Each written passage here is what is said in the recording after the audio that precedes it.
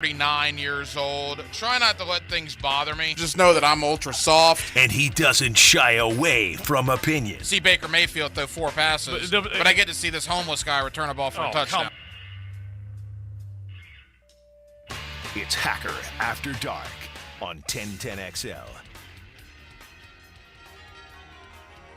Okay.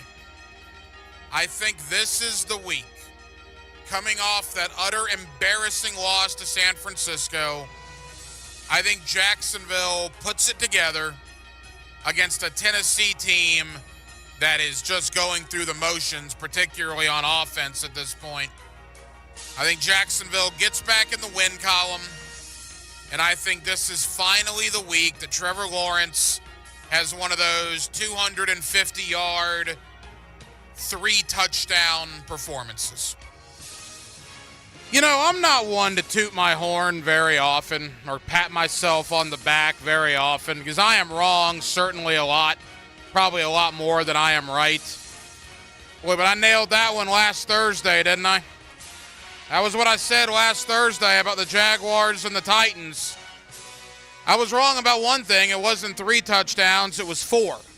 2 on the ground, 2 through the air as the Jaguars back in the win column. And with that, a very good Monday evening, Jacksonville. It is Hacker After Dark, 1010XL 92.5 FM with Dylan Denmark. The Hacker Ryan Green with you on a Victory Monday that we got to put in the rearview mirror pretty quickly because there is a big one in Houston, Texas coming up on Sunday.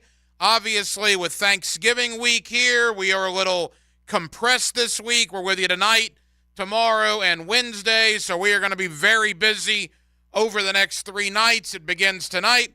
We'll have Monday night coaching with Campo. My friend Dave Campo, former head coach of the Dallas Cowboys, will join us in less than 15 minutes. Also, Demetrius Harvey of the Florida Times-Union in the 9 o'clock hour. And we will spend some time on just 2 awful injuries. We'll go to Gainesville, talk with former Gator All-American tight end Ben Troop about Billy Napier, about the Graham Mertz injury. His season is over. That comes up in the 9 o'clock hour, and we will also go to the state capitol. My guy Ira Schofel, warchant.com, and just the fallout of the Jordan Travis injury. That was awful, man. You never want to see that. Rivalry aside, you never want to see that. I had Gator buddies of mine texting me Saturday night that were sick to their stomach, felt awful for that kid. Jordan Travis out, Graham Mertz out, Tate Rodemaker in, Max Brown in. So Irish Schofel of Florida State's warchant.com and Ben Troop, former Gator All-American tight end, will both join us tonight here on Hacker After Dark. So as you can tell, we are very busy, but as we do every night to kick it off here on HAD, we give you a big deal of the night and Dylan Denmark. Let's do that right now. Time now for the big deal of the night. What's the big deal? What is the big deal? No big deal. It is a big deal. On Hacker After Dark. You know, what do they say in that movie, Rocky Balboa? Really good movie, by the way. It's not about how hard you can get hit. It's about hard you can fall down and get up from taking that big hit. How much can you take, right? Everybody gets hit.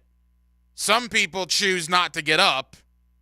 The Jacksonville Jaguars yesterday chose to get up. Look, that game against San Francisco was one of the worst games they've played in the Doug Peterson era, maybe the worst game they've played. And it reminded all of us about awful times from the Doug Marrone / Urban Meyer / Gus Bradley tenures. It was awful last week. But oh, what a difference 7 days makes. 168 little hours, right? Yesterday at Everbank Stadium, the Jaguars absolutely beat the crap out of their arch rival, the Tennessee Titans. Tennessee looked like they did not belong on the same field with the Jacksonville Jaguars yesterday. Trevor Lawrence, his best game of the season. The defense got after Will Levis. You want to talk about a way to respond to adversity, a way to get up off the canvas after getting hit by the 49ers. Well, the Jaguars did that. Put that in the checkmark column. The Jaguars absolutely did that. And now they're at 7-3. Absolutely fantastic start. And now you go play a huge game against the Houston Texans. And I'll go ahead and tell you, again, not one to pat myself on the back. I'm really not. But I've been pretty spot on the last couple of weeks. I picked San Francisco to win last week. It happened. I picked Jacksonville to destroy Tennessee. It happened. And I'll tell you this on a Monday. I think Jacksonville is going to beat the Texans pretty good. I think Jacksonville is going to go out to Houston, and they're going to push around the Texans pretty good. Jacksonville plays better when they have a chip on their shoulder, and you can guarantee yourself all week, nationally, you're going to hear how great C.J. Stroud is and how he's better than Trevor Lawrence. You're going to hear about the Texans are going to win the division, and DeMeco Ryans is going to be coach of the year, and the Jaguars will be an afterthought in this game nationally until the game is actually kicked off on Sunday in Houston and the Jaguars lay one on the Texans, which is what I anticipate happening. We'll talk more about that as the week goes on, but I got a very good feeling coming out of yesterday and going into Sunday against Houston about where this Jaguar football team is now, sitting at 7-3 on the year. We'll keep you updated on Monday Night Football, a rematch of the Super Bowl. Jacksonville, get your green clothes out. Doesn't necessarily need to be Philadelphia green, but get your green clothes out, get your green pom-poms, do a little EAGLES, Eagles tonight. You need Philadelphia to beat Kansas City. You want Philadelphia to beat Kansas City. You have a rooting interest tonight, if you are a Jaguar fan, to get a loss on the Kansas City Chiefs. I have a rooting interest in Patrick Mahomes and A.J. Brown scoring a lot of points for my fantasy team. But at the end of the day, I hope Patrick Mahomes throws 4 touchdowns and the Eagles win 35-31. If you're any team in the American Football Conference and you want to avoid what they refer to as the Arrowhead Invitational, you need Philadelphia to win the game tonight. Now, it is an Arrowhead. It'll be a tough putt. But whether you're Jacksonville, Miami, Baltimore, Cleveland, Buffalo, you name it, any team in the AFC, Houston, you want as many losses on the Chiefs as possible. So everybody in the AFC, we are in a united front tonight rooting for the Philadelphia Eagles. And we will keep you updated. It is Monday night here on Hacker After Dark, a victory Monday. And that means Monday night coaching with Campo. My friend Dave Campo, former head coach of the Dallas Cowboys. He joins us every Monday night here on Hacker After Dark. We will review Tennessee. We will preview the big one in Houston on Sunday. Again, Ira Schofel, warchant.com, talking about the Jordan Travis injury, the Jordan Travis legacy, and where Florida State goes from here with Tate Rodemaker now in at quarterback. He comes up in about a half an hour. But first things first, to the National Football League. Dave Campo, Monday night coaching with Campo. Next, Monday night, Jacksonville, Florida. Victory Monday. And we're glad you're with us. Hacker After Dark, 1010XL, 92.5 FM. There's a reason Friday is our favorite day of the work week. Bingo. Pre-game Friday. This is your game plan. It's your stepping stone to the weekend. Pre-game Friday. Now we got a game. Is brought to you by Dream Finders Homes and MyBookie on 1010XL. Electricians, innovators, and tech enthusiasts, listen up. Miller Electric is shaping the future, and we want you to be a part of it.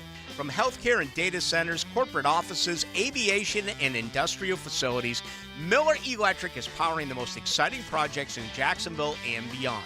We offer not just a job, but a thrilling career with great pay and incredible benefits. Visit us at millercareers.com to apply. Miller Electric, where your skills meet our vision, and equal opportunity employer. This holiday season, sit back and enjoy your time with family and friends.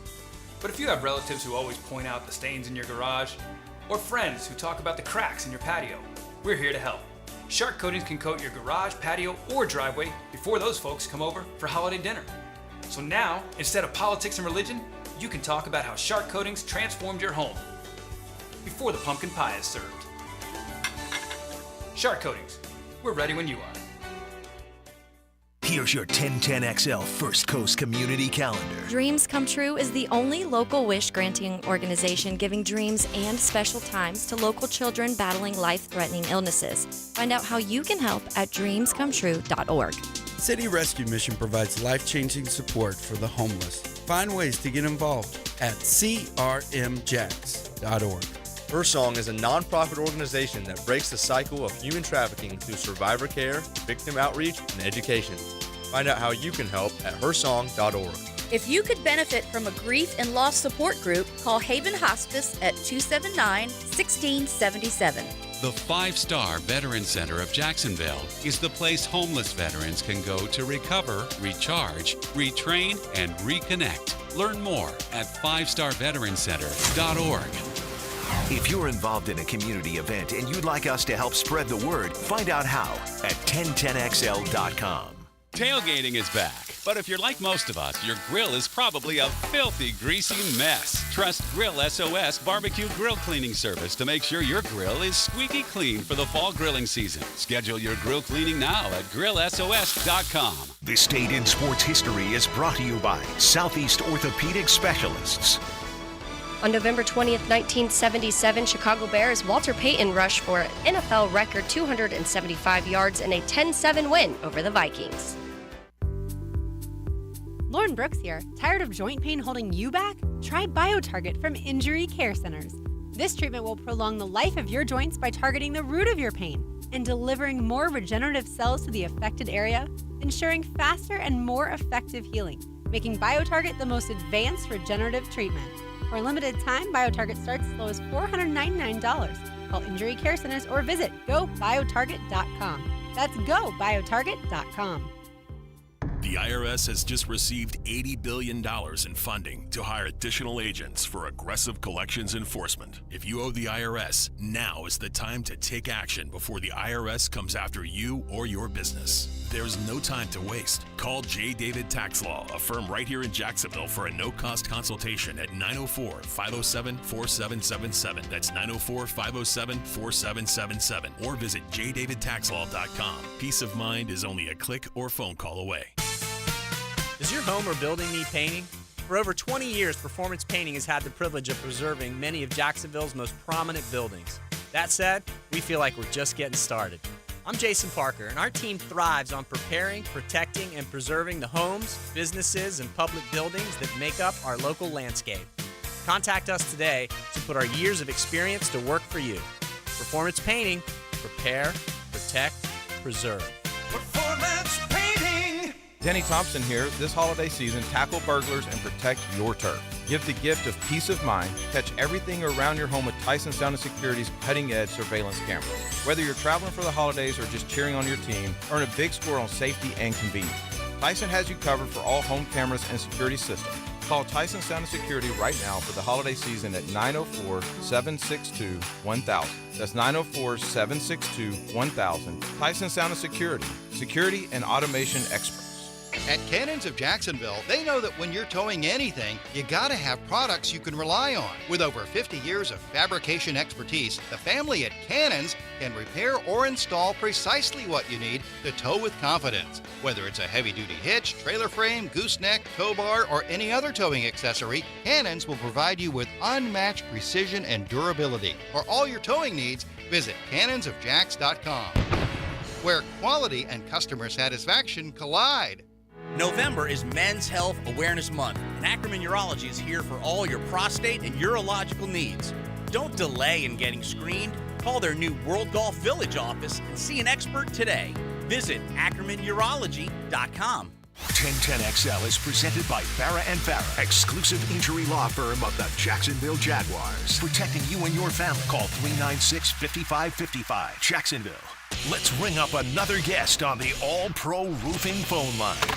Back here on 1010XL and 92.5 FM in the city of Jacksonville. It is a Monday evening, and we are glad you are with us. Oh, the difference a week makes. Last week, the sky was falling on a Monday. This week, it is a victory Monday, and the Jaguars now sit at 7-3, and they have a gigantic one on Sunday in Houston. Let's talk about all of it with Dave Campo. Monday Night Coaching with Campo as the head coach joins us every Monday night here on Hacker After Dark. Coach, how you doing? Oh, I'm doing much better with a victory Monday than a loss. I can tell you that. Coach, that's the league, though, right? It's so interesting. Last week, the Jaguars just looked awful. And in 7 days, 168 some odd hours, the Jaguars dominate another NFL team. I guess that is a true testament to the parity in the National Football League. Well, obviously, I think San Francisco is a better football team than the Tennessee Titans. But at the same time, every game is different. And if you don't play well, you lose. If you play well, you win. And really, to be honest with you, they did some things better in this game, regardless of what Tennessee was in comparison to San Francisco. So that's a plus. They made a concerted effort to play better, and they played better. And that's the key. Coach, Trevor Lawrence was nothing short of outstanding yesterday. I think you could argue it was probably his best game of the year and one of the best games he's ever played in a Jaguar uniform. In fact, he's the first Jaguar ever to throw for 2 touchdowns and run for 2 touchdowns in the same game. What were your thoughts on Trevor's performance? Well, he had a good day. There's no question about that. And it all starts with protection. He's like most of the quarterbacks in the NFL, but has more talent than 85-90% of them. If you give them time, they have a chance to make some plays. And I think that's the thing that he stuck out with. He made plays when he had the opportunity. And that's all you really want to ask of a quarterback. And, they made a concerted effort offensively to get the ball down the field. It all started with the numbers of runs they ran in the first half. When they came out in the second half, they play actioned off of runs. And there's where you get the big plays. Plus, he took some shots down the field with Zay Jones, Ingram, and Ridley. And he hit 2 of the 3, one of them a pass interference. So, they did some things differently that allowed him to be more effective, but effective as he can be. It is Monday Night Coaching with Campo. My friend Dave Campo, former head coach of the Dallas Cowboys. He's here with us on Hacker After Dark. Coach, whether it's a coincidence or not, at this point, it is a talking point.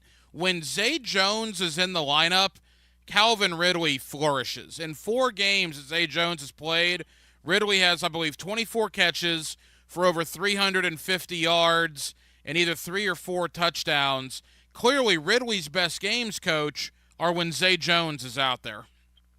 Yeah, I think when you have 2 guys out on the edges, and really that's what Zay and Ridley are. Zay is actually, in my opinion, a better receiver coming inside from that outside position than Ridley is. They keep Ridley outside the hash marks, which is fine because he's got the speed to go vertical. He runs really good routes, the comeback routes where he puts the pressure on with his speed off the line of scrimmage and comes back for the football. But when you have 2 guys outside like Zay has speed.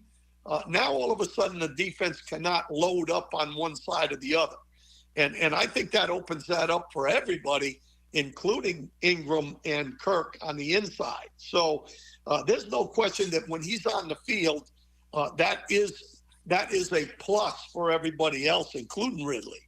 We beat up the offensive line last week pretty good, Coach, and with good reason. They were not good against San Francisco. Boy, they were much improved yesterday. And look, I know San Francisco's D-line is the best in football or arguably the best in football, but that Tennessee, if that roster has anything, Coach, they got some D-linemen, right? With Jeffrey Simmons and Harold Landry and D'Amico Autry and Arden Key. I mean, they got some dudes on that D-line, and then by and large, a Jaguar O-line controlled them yesterday. Well, here's the thing that that I look at more than anything else. The edge rushers, we've got two tackles that can handle themselves pretty decent. I think Harrison at times struggles a little bit. I think Cam Robinson is pretty darn good as far as, the pass cover, protection. The difference in this game was inside. Other than Simmons making a couple of swim moves on some run plays, the three interior guys actually played probably the best game they played against the interior guys. And that really is what keeps Trevor in position to make some plays. If things are open, he can make the throw because he's not getting much pressure in his face. If things are not open without pressure in his face, because of the rushers outside getting wide, he can step underneath them and get to the perimeter with the scrambles, which happened a couple times in the red zone. So, I think that Walker Little played better. I liked Ezra Cleveland when he came in. The problem with Walker is he still plays a little bit high, and he's got to get down a little bit so that he doesn't get pushed back. But overall, he played a better game. And so, to me, that's the key to the whole thing. Keep Trevor Lawrence clean in the inside of the pocket, and then the tackles have to do a good job of running their guys back past the quarterback. Monday Night Coaching with Campo every Monday. Our friend Dave Campo here with us on Hacker After Dark. Coach, let's go to your bread and butter, the defensive side of the football. And I thought the front seven, we'll get to the secondary in a moment, I thought the front seven played well. They got 2 sacks, but they certainly affected Will Levis. And I got to tell you, Devin Lloyd, you and I talked about this on the 5th quarter last night. Devin Lloyd seems like he's getting better every single week, Coach. Yeah, there's no question. I mean, he's playing at a much higher level than he did a year ago, and it's helping Aluakan as well, because Aluakan doesn't have to worry about getting him lined up and, some gap responsibilities and all that. He's got that now. He's a good athlete. He's excellent in pass coverage, and he's attacking the line of scrimmage better in his gap of responsibility. So there's no question that he's improved there. The inside guys are pretty strong. When you can sit Devon Hamilton down, you feel pretty good about those inside guys. Harris, Fatukasi, and Adam Gossis is playing very well. So, the run game, you add Walker to that. Trayvon is good against the run, long against run in there. And once you can really in that ball game, key, because when you got a rookie quarterback, you'd like to get the running game going, and they could not get it going. So I thought they played well. I thought they pressured the passer pretty well. We ran some blitzes that I think really helped us. And, it was a good game overall with the front seven for sure. In the secondary, Coach, Tyson Campbell did not play due to the hamstring. Monteric Brown got the start again. Thought he did some nice things. I thought we'd see more Greg Jr. I was kind of surprised by that. And then the safeties with Cisco and Jenkins, I thought played very, very well yesterday. Yeah, I think our secondary's playing. I really think that Greg Jr. is more of a nickel type player, and I think Herndon's holding his own in there because they're a majority of zone defense. We run a little man, but we're predominantly a zone defense, and he's good in that situation. Montero is much more suited to be outside. He's played well. He makes a mistake here or there. He dropped a critical interception yesterday that would have maybe put the icing on the cake earlier. But he's played well. He's handled his own, and that's a good thing for us that he can come off the bench. And that's what our roster has strengthened, is the guys that can come off the bench and play. Coach, I want to get into Houston, obviously. That is a vital game on Sunday. But one more thought about yesterday. All the talk about how they would respond after the loss to San Francisco. Can they finally win a game at home? Boy, a lot of that talk is now put to bed. I thought yesterday went about as well as you would have hoped for going into it. Yeah, I think they were embarrassed with the San Francisco loss. Like I said, I think San Francisco's losing to Tennessee. But at the same time, they are not 34 points better than the Jaguars if the Jaguars are coming out and playing a football. They just did not play well. And I think they responded to that, a division game. They knew it was important. And I think they came out ready to play, obviously.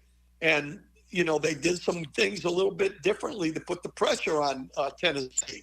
Now they got to do the same thing in a critical ball game next week against the Texans.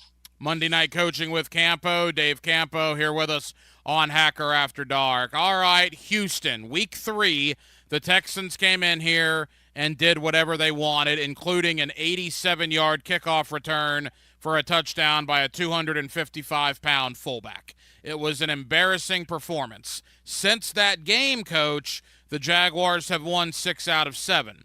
Now the Jaguars have to go to Houston and play a team that, quite frankly, is probably the biggest surprise of the league, and C.J. Stroud doing things that rookie quarterbacks are not supposed to be doing. What's your early thought on the Jaguars and the Texans on Sunday?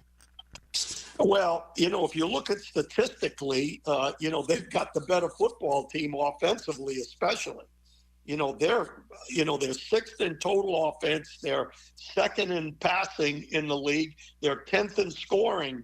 Where they have a problem is rushing the football. Now, Montgomery kind of came on in this last ball game against Arizona, but Arizona's terrible against them.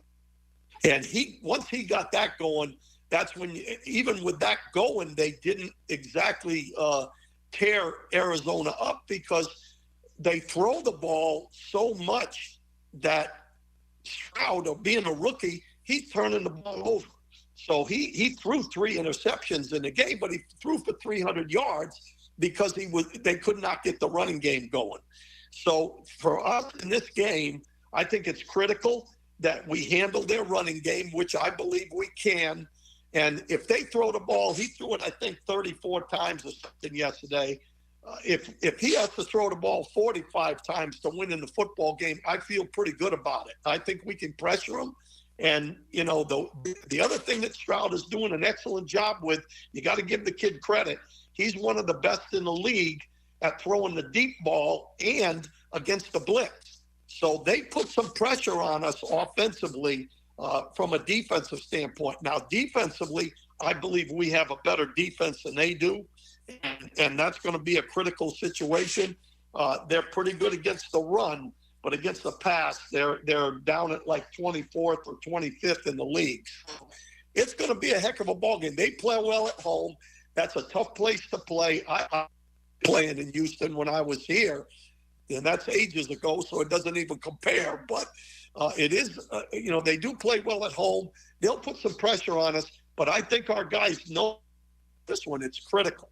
Well, and the thing, too, Coach, the Jaguars will be the first team that has seen C.J. Stroud twice, right? The rookie quarterback, I mean, you can watch film on him, but if you haven't played him, you know, maybe that's why he's having some of the success. Now, they have not played Tennessee a second time. In fact, they haven't played Tennessee at all yet. They haven't played Indy a second time. This will be the second time that Mike Caldwell and the Jaguar defense go up against Stroud. Will they have a better understanding of him than they did the first time around?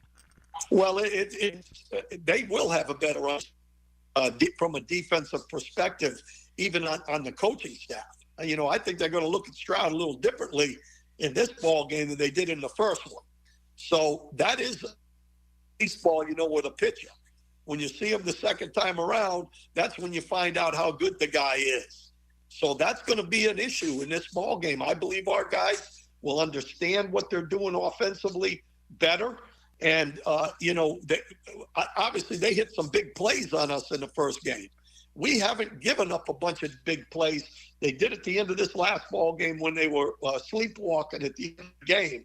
But in reality, we're much better against the deep ball. And the thing we've got to do is we've got to put a little pressure on Stroud inside to be able for him not to be sitting back there because he is pretty accurate. Final moments with Dave Campo. It's always Monday Night Coaching with Campo here on Hacker After Dark. From a coaching perspective, that is a young Texan team that is a first-year head coach in DeMeco Ryans.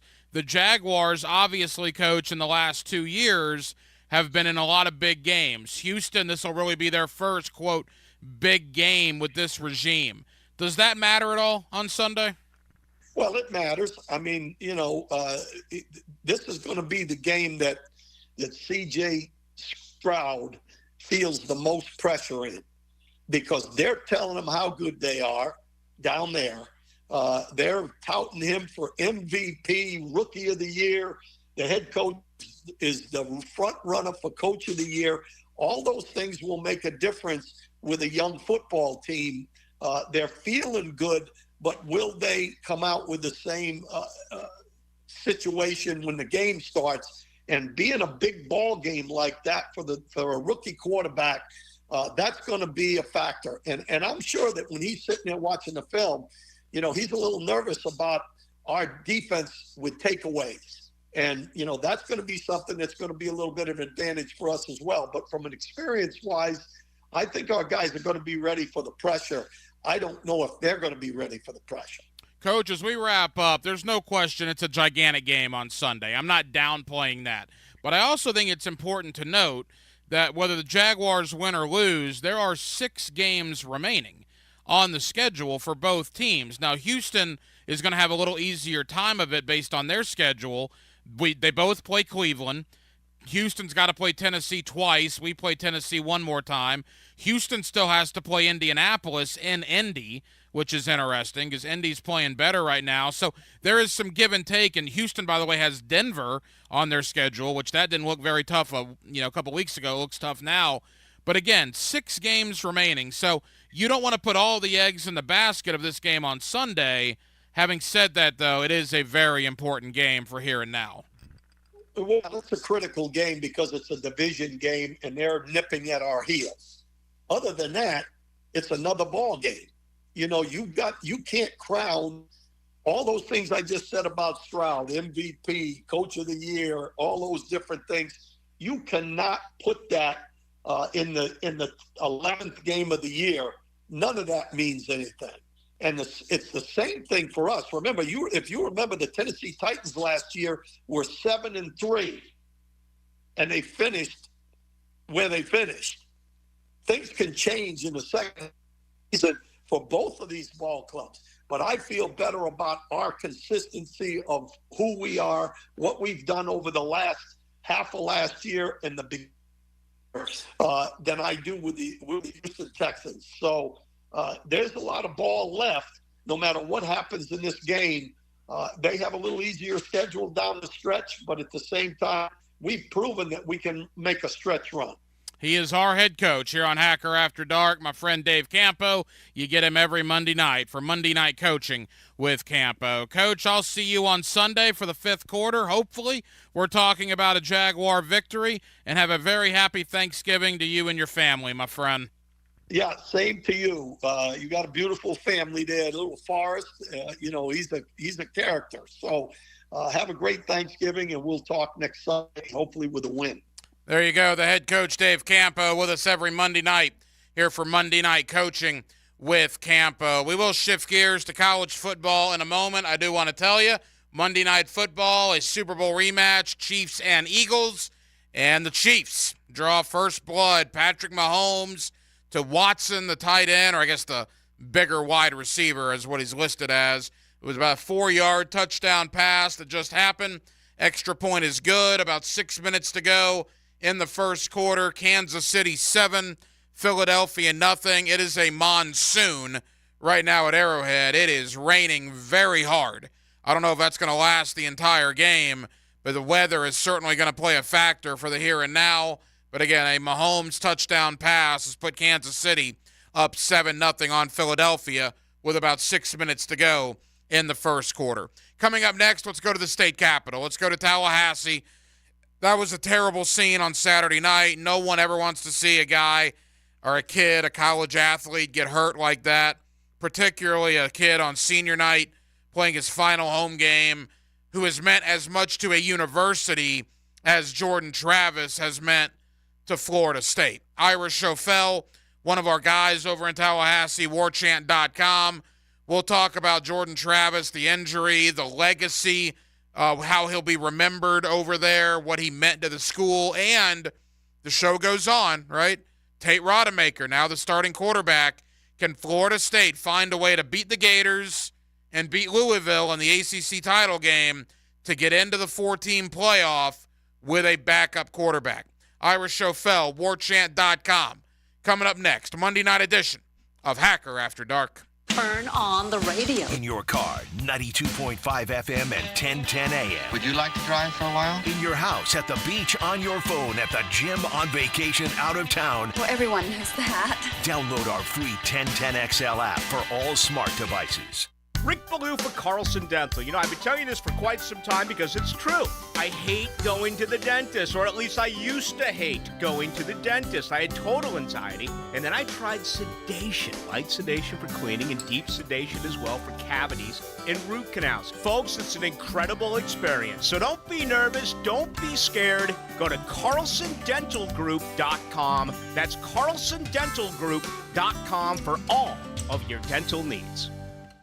I'm Tom Coughlin, founder of the J Fund Foundation, helping local families tackle childhood cancer since 1996. Every year we ask for your help, and every year you come through. And I'm Dan Hicken.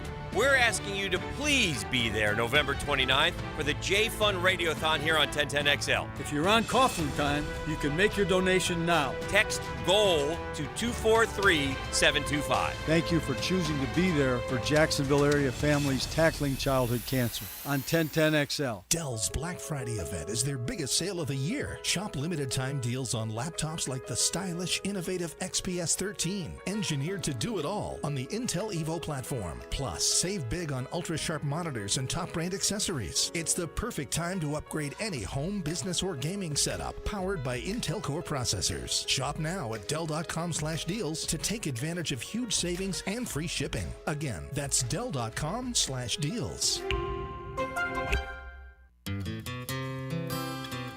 Hey there, all you sports dads rocking the best dad bod possible.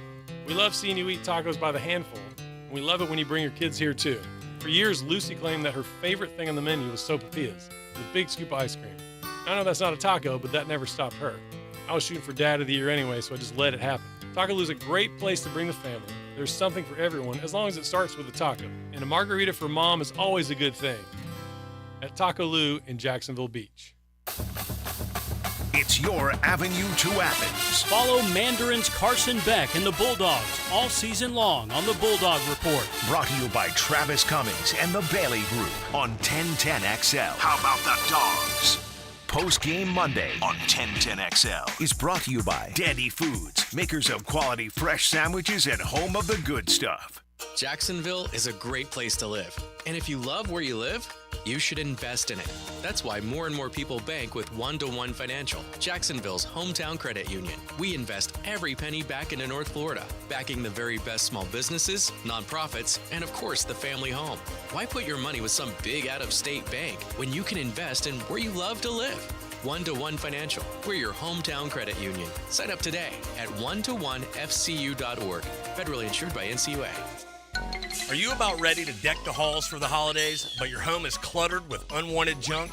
Don't let the mess dampen your holiday spirit. Call J-Dog Junk Removal. And it's not just about cleaning up your space, it's about making a positive impact. You deserve a clutter-free home to celebrate in style. They're on a mission to make your holidays brighter and your home junk-free. Call now at 844-GET-JDOG or enter your zip code at jdog.com. J-Dog Junk Removal. Veteran-owned, veteran-operated.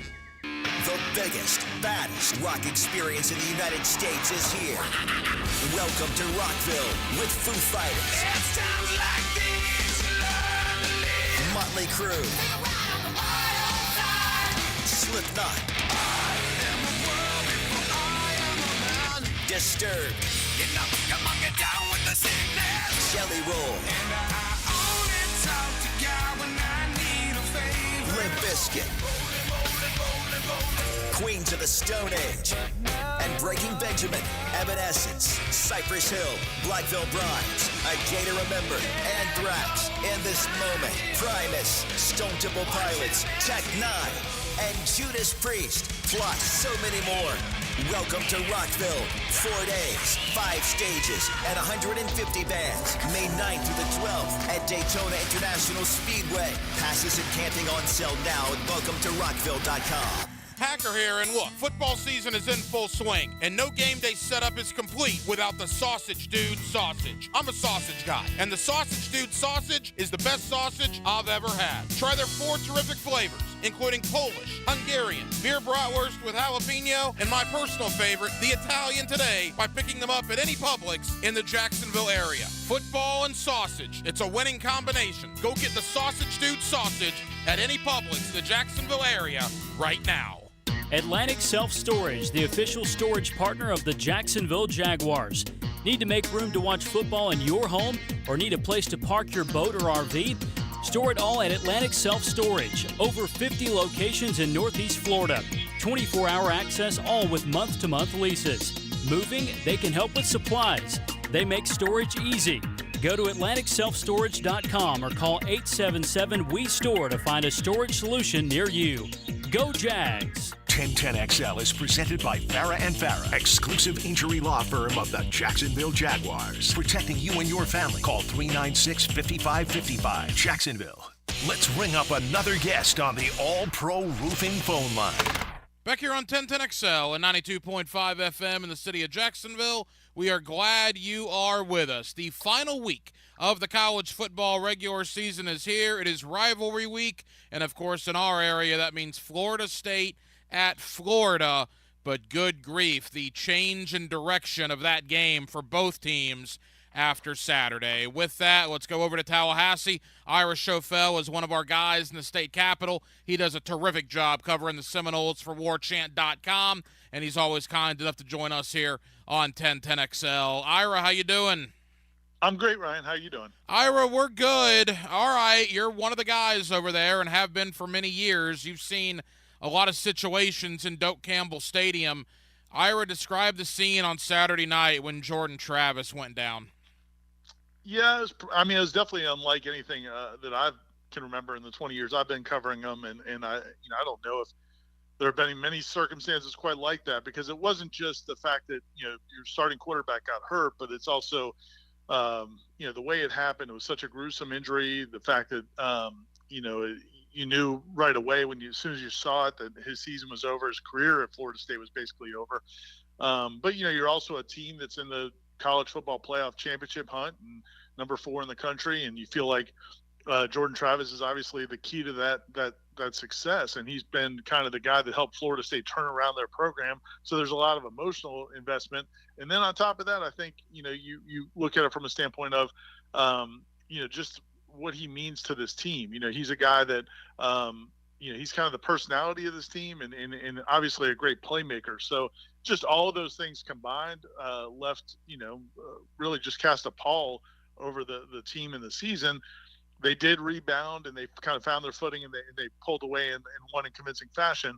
But now it just leaves a lot of questions as you go into the last game of the regular season. Ira, I was sick to my stomach, and I think the indication of what Jordan Travis is, not just as a player but as a person, is I had friends of mine that are diehard Florida Gator fans. I mean, diehard, bleed orange and blue, and they were sick to their stomach. You never want to see something like that happen, particularly to a kid like Jordan Travis, who had been through so much and had persevered to have just an outstanding career at FSU, and for it to come to an end like that was an unbelievable shame. Yeah, it really was, and I'll give the players credit for figuring out a way to keep playing, because if you watch the reactions to them on the field, Trey Benson, the running back, he was probably one of the first players to see Jordan with his leg injured the way it was. He looked like I didn't know if he'd be able to stay in the game. He had to be consoled. Several of the players were in the same boat emotionally. And, again, I give them credit for figuring out a way to keep playing since the game. There's been a lot of Jordan has shared a lot of things on social media of the players coming to visit him in the hospital. And so I think he's trying to be a kind of an emotional leader for the team, even though he won't be able to play anymore this season. Ira Schofel, warchant.com. Just from Jordan Travis, the person, you've covered him his entire career there. It started out not very good, right? I mean, there was some question as to whether he could functionally throw a ball down the field. Mackenzie Milton, who ironically enough had an awful injury himself, came in to compete with Jordan, and Jordan ultimately beat him out. But then the last 2 years, Jordan Travis became another human being, another football player. I have never seen a transformation from when a kid arrives in Tallahassee to when he exits as good as Jordan Travis's was. Ira, like I said, you're around him every day. What is your thought on the career Jordan Travis had there in Tallahassee? I really think a lot of it speaks to, the importance of confidence and the importance of confidence in yourself, and also confidence from the people around you. Jordan, when he came out of high school, his high school coach was actually Eric Kresser, who played at Florida back in the day.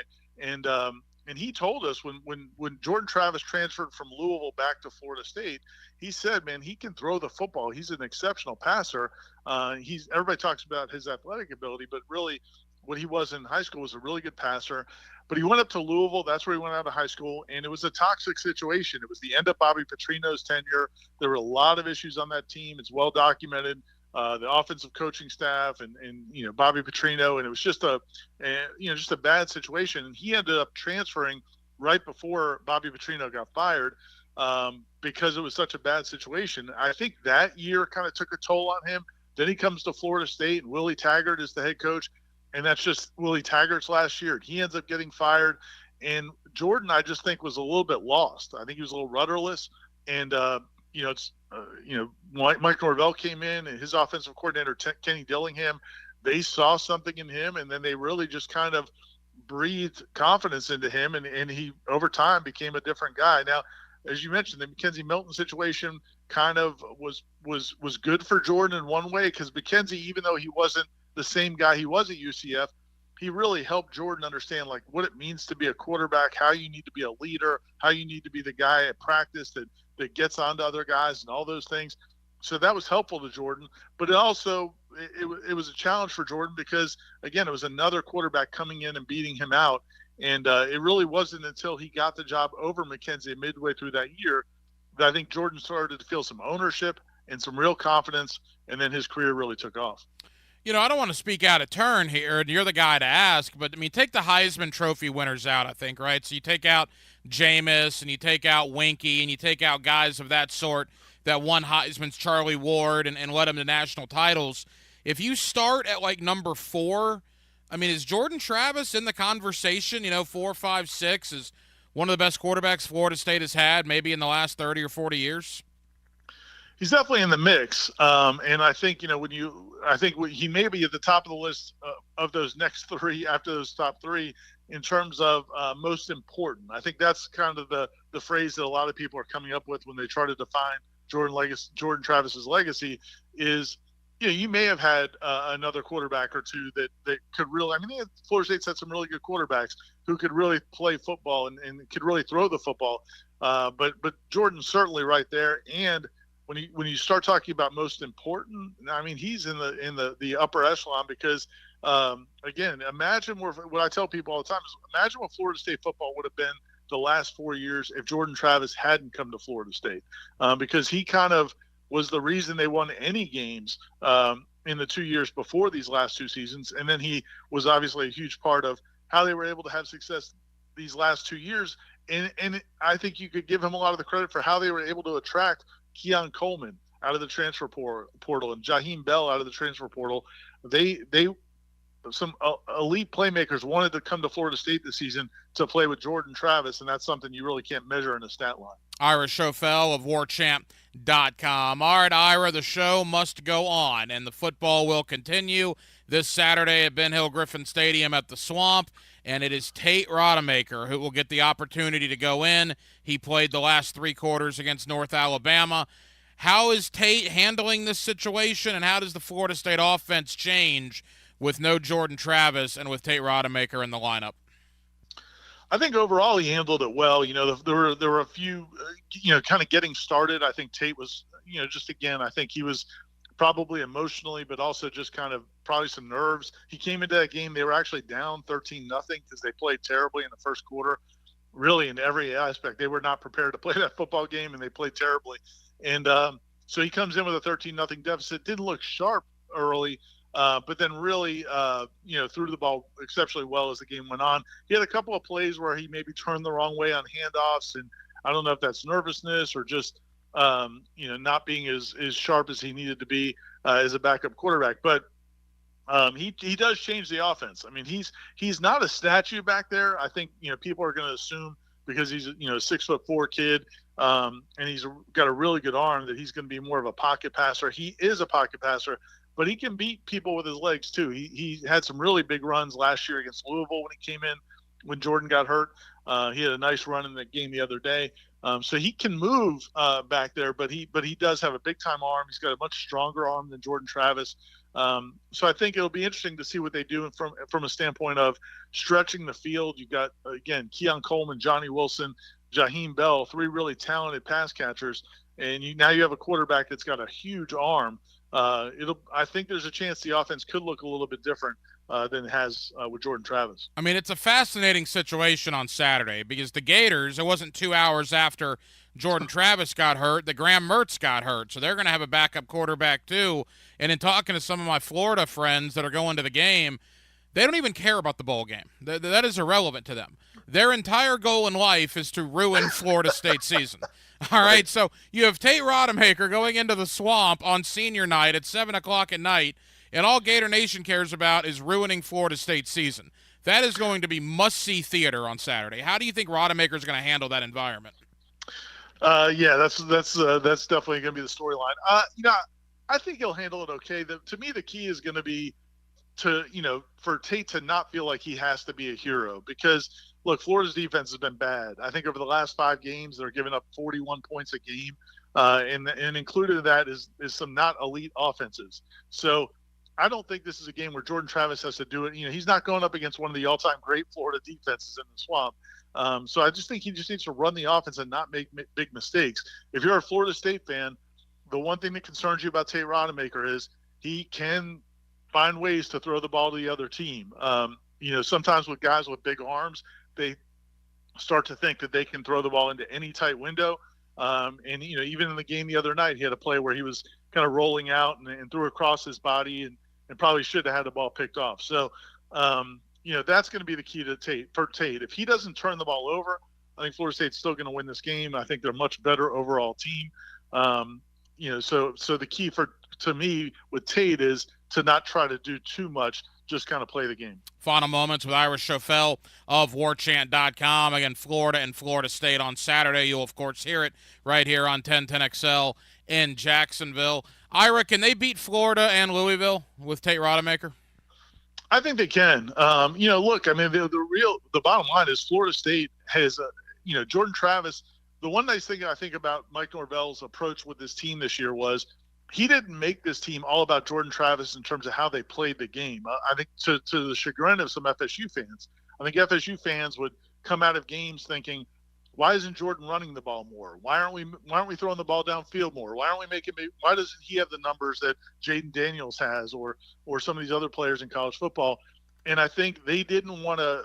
One thing they didn't really want to expose Jordan to a lot of big hits. Ironically, he ends up getting knocked out for the season on a run. But so they didn't run him a ton. He wasn't the focal point of the offense. So from that standpoint, I don't think it's going to derail them. Now, you'd love to have Jordan. Where I thought Jordan Travis was going to be essential for Florida State would have been if you got into the college football playoff.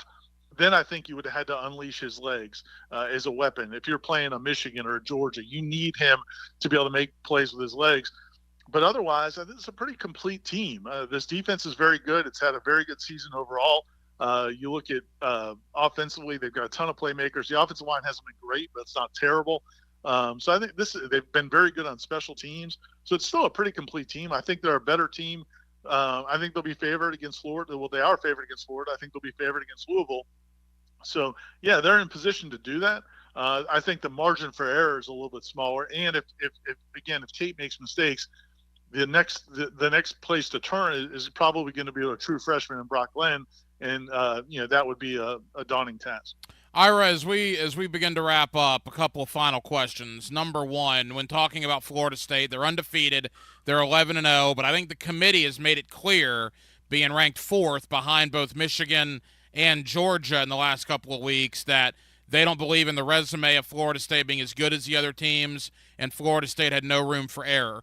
I know the committee says that they're not supposed to take injuries into account, but do you believe that will hurt Florida State even if they beat Florida and Louisville, knowing Jordan Travis is no longer there? I think it'll be part of the discussion. I don't think it'll keep them out, though. I think if they're undefeated and if they make and if they win these last 2 games with Tate Rodemaker at quarterback, and unless they just look terrible, unless they just look incompetent but somehow find a way to win these games, I still think they're going to get in. I mean, they would be undefeated. There's not going to be 4 undefeated teams because Michigan and Ohio State are going to play each other, and we don't know about these other teams whether they'll stay undefeated as well. So yeah, I think Florida State will be there.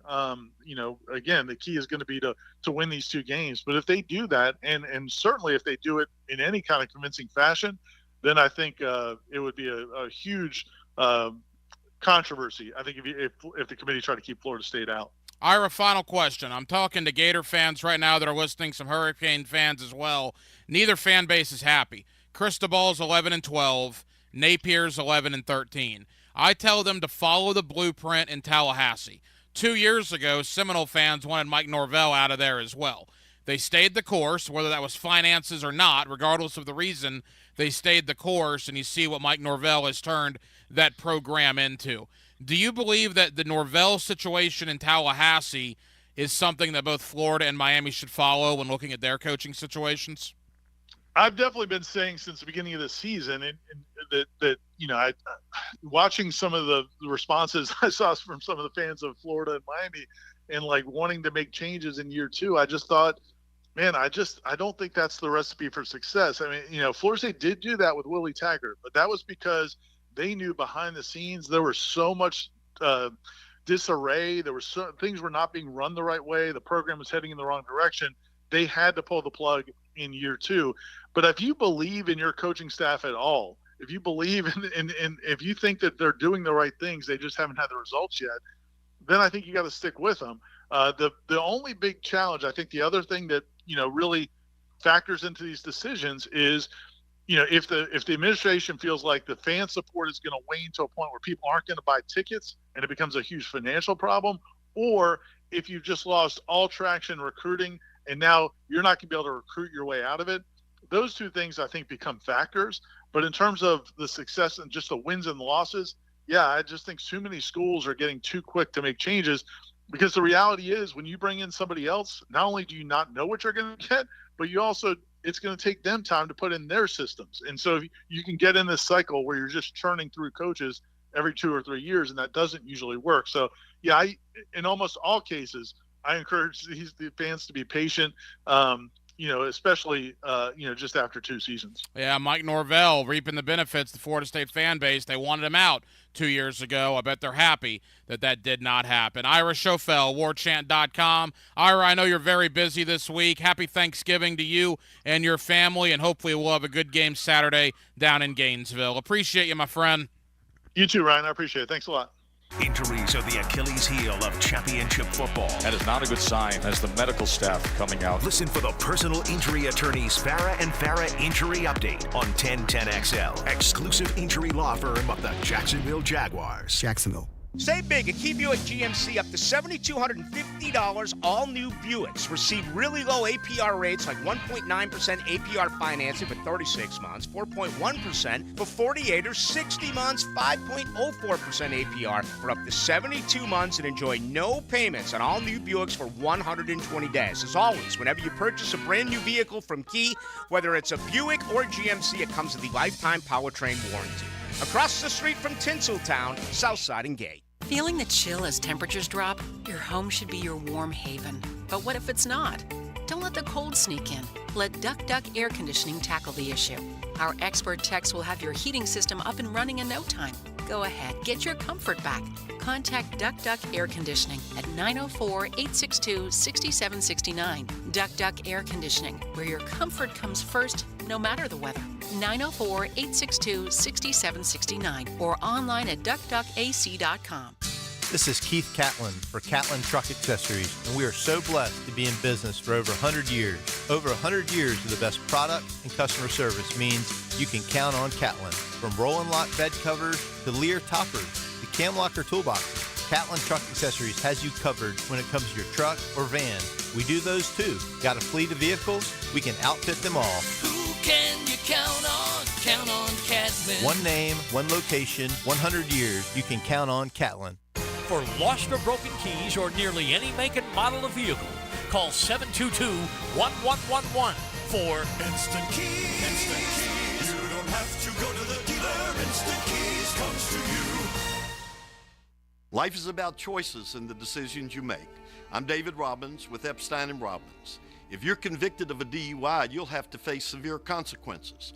Walking through the doors of the courthouse or appearing at a bond hearing can be extremely intimidating. Without the right lawyer, you're likely to make the wrong decision. Let our team help you make the right decisions in court. Epstein & Robbins, the right choice.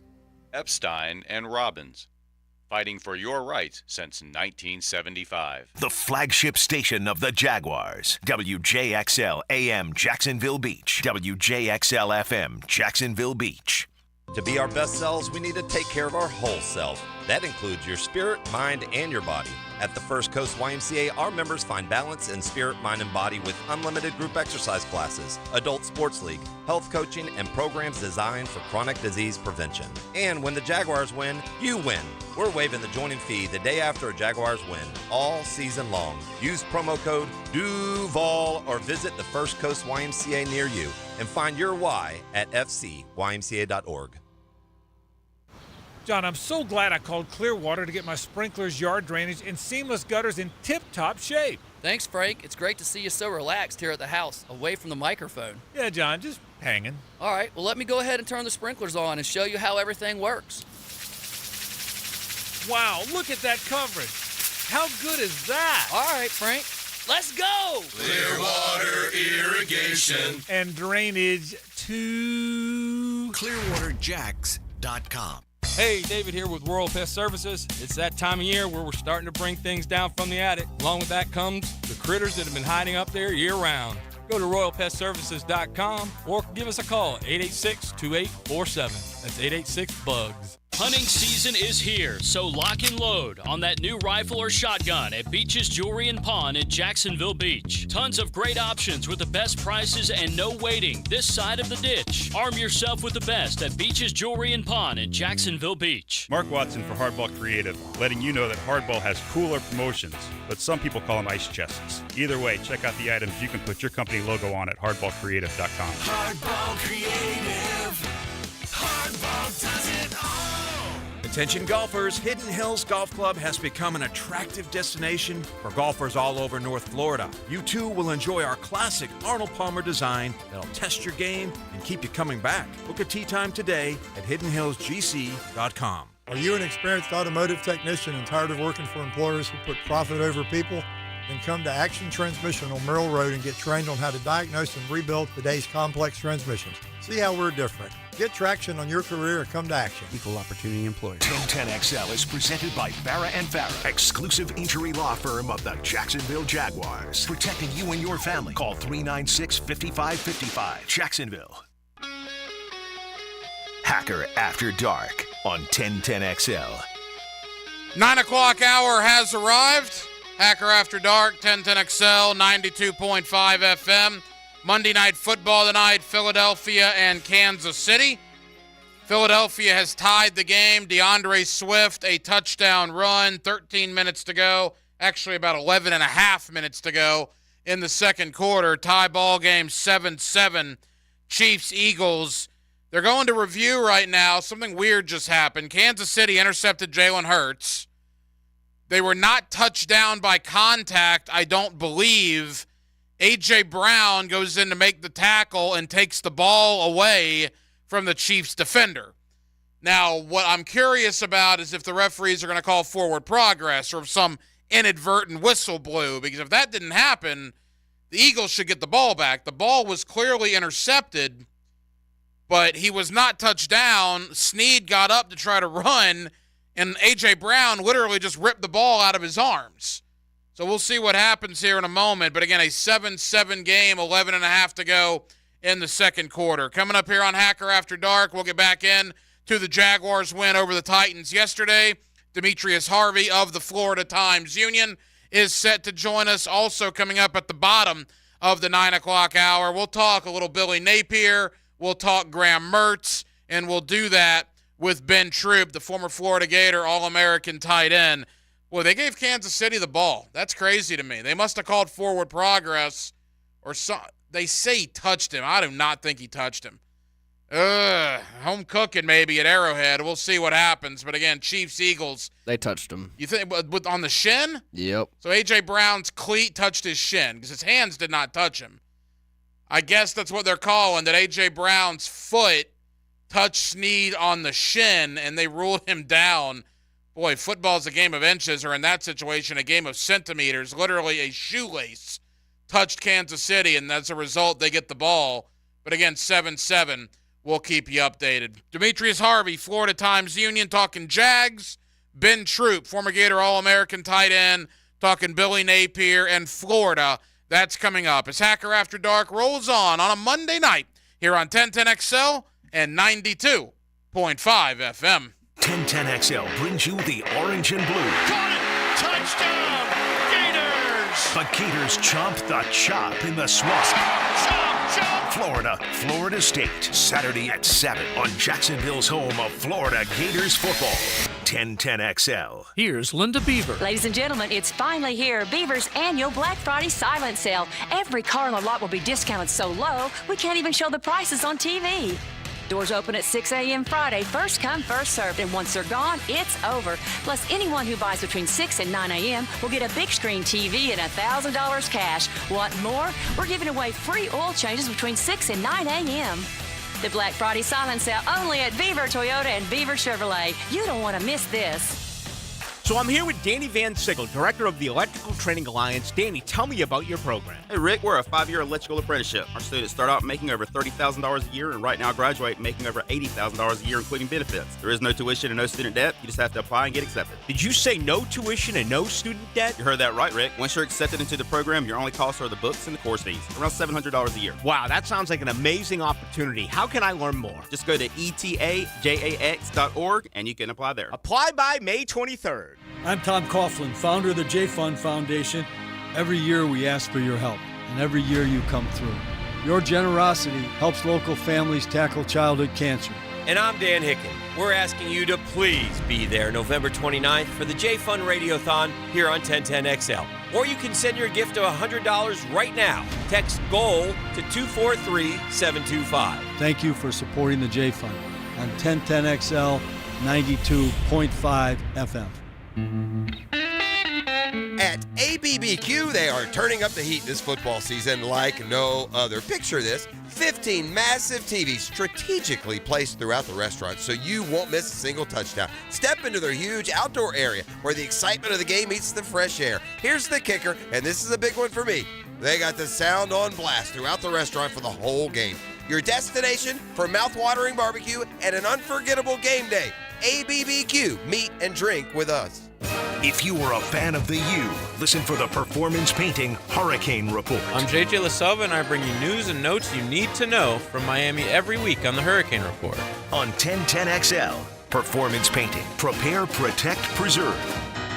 This is Sheridan Tootin, Southeast Orthopedic Specialist, and Dr. Kevin Murphy put my right shoulder back together a few years ago, and I'm still feeling great. Now I'm using PRP treatment for my knee pain. No matter what you're dealing with, if you're enduring any orthopedic issue, my only recommendation is Southeast Orthopedic Specialist. Call us at Southeast Orthopedic Specialist if you ever have a need. Leave pain and get back to life. SOS. Southeast Orthopedic Specialists. I'm Shane with Renew Solutions, an expert in transforming your hardwood floors to a timeless and elegant new look. For any wood floor repairs, replace, or installs, I've got you covered at Renew Solutions. Visit renewjagsfloors.com. Want to be up close and personal with the Jaguars as they take the field? Here's your chance to be in the shadows, outside the Jaguars locker room, now called the Vault. Enter today at jaguars.com/shadows. One winner and a guest for every home game at Everbank Stadium. No purchase to enter or win, must be 18 or older and a legal resident of Florida or Georgia. Promotion period 9/5/23 through 12/15/23. For official rules and complete details, visit jaguars.com. Sponsored by Jacksonville Jaguars, LLC. Looking for quality equipment and a name you can trust? Lepo Rents, Bobcat of Jacksonville, is your premier construction equipment dealer and rental house. We have the right equipment for the job, offering the big and small tools needed for your next project. Lepo sells and rents track loaders, excavators, boom lifts, and much more. For your next project, remember Lepo Rents, your authorized Bobcat dealer in Jacksonville. Visit them online at leporents.com. Committed to the team. Committed to the mission.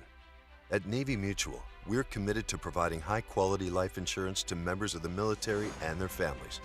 So our policies have no fine print and no military service restrictions. We don't work on commission. We're nonprofit, so we pass the savings along to our members. Because at Navy Mutual, our highest commitment is to you. Visit NavyMutual.org. Navy Mutual, insuring those who serve.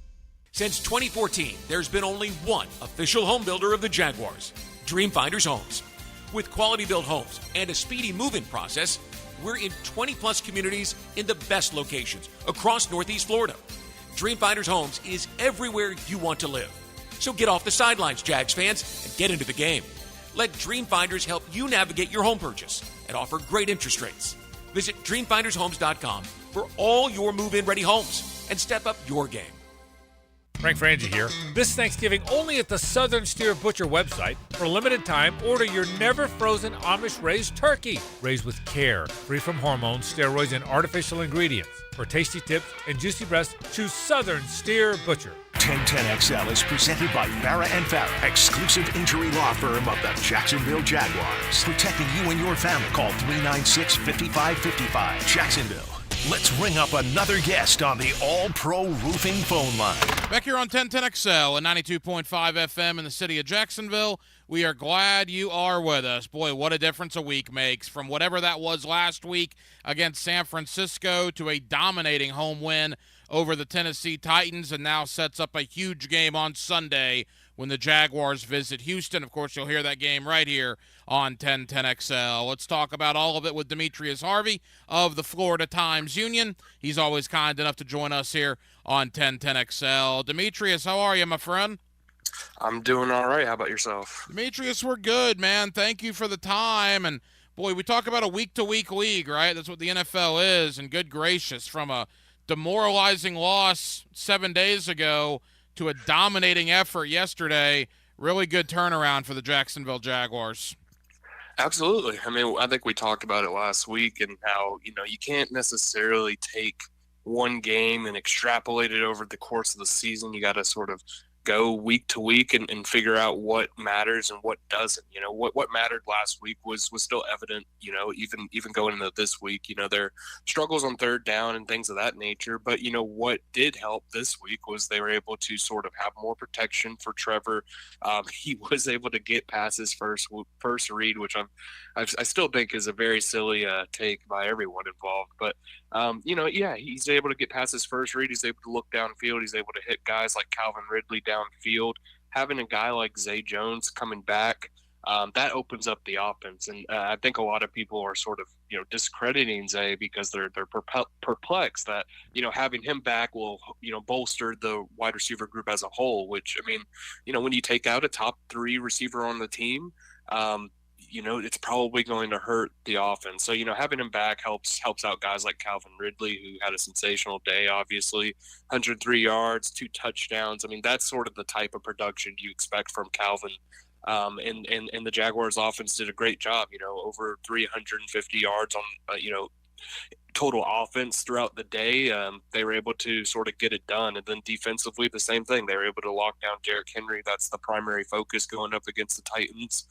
They did just that. And, the Titans, they don't have that type of offense to sort of overcome all the mistakes. So that's what you saw yesterday. And I think that that's sort of more closer to what the Jaguars are than last week. You mentioned Zay Jones, and look, it's not a coincidence, man. At this point, when he's out there, Calvin Ridley performs better, and the defense has to account for Zay. Maybe they don't have to account as much when Zay's not out there, but when Zay Jones is 4 games, what is it, like 24 catches for Ridley for over 350 yards, a handful of touchdowns?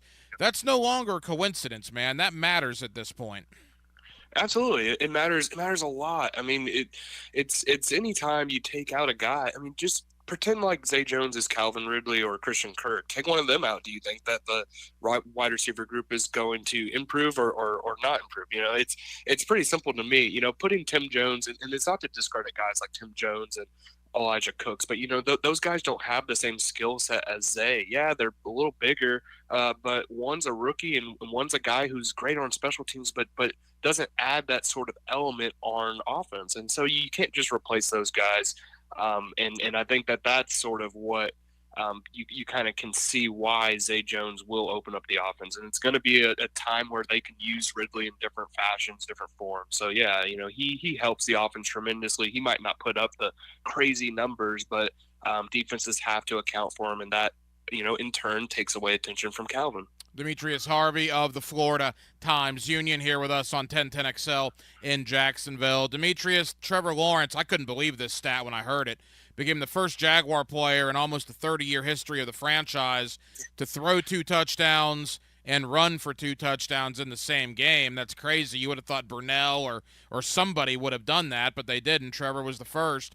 So he goes from admittedly playing what he called one of the worst games of his career last week to maybe one of the best games of his career. Why such the drastic turnaround for Trevor Lawrence?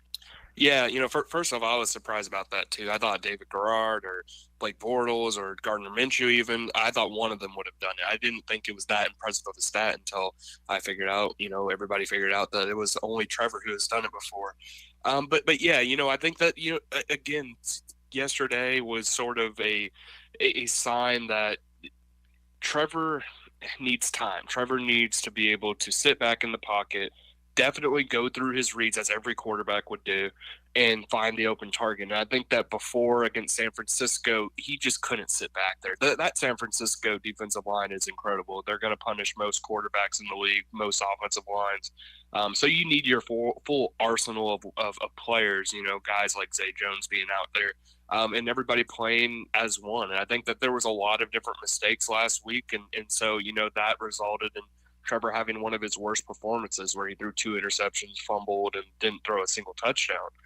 This week, he was able to find guys. And that Titans secondary just isn't shaped up to hold off guys like, even Evan Ingram, Evan Ingram, Zay Jones, Calvin Ridley, Christian Kirk, all these guys that we talked about that were so good in the offseason and even in the season, the Titans secondary just couldn't handle them. It seemed like Trevor and Press Taylor notably was able to sort of call the game incredibly well. I thought that having Trevor under center more, being an emphasis, was something that worked. I thought that them not going away from the running game, Travis only had 3.7 yards per carry, but they were able to stick with it with Travis, with Tank, with D'Ernest Johnson.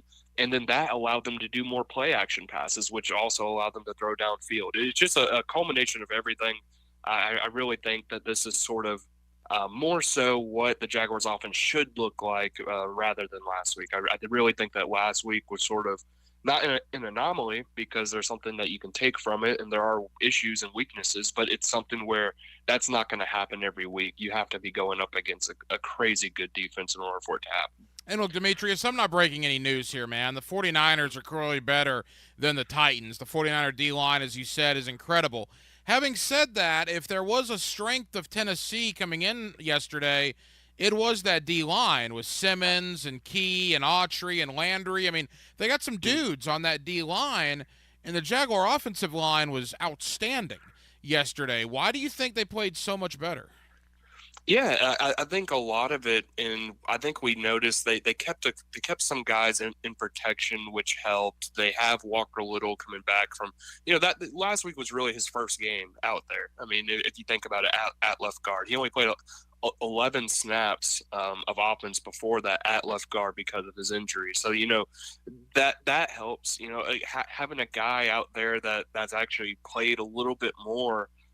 Can definitely help you out. I thought that they did a pretty good job against Jeffrey Simmons. And look, he was still able to get his plays in. He had an incredible tackle on Travis Etienne on that 3rd and 1, which set up a punt, I believe it was, for the Jags, in that series. So it's not like they weren't doing well.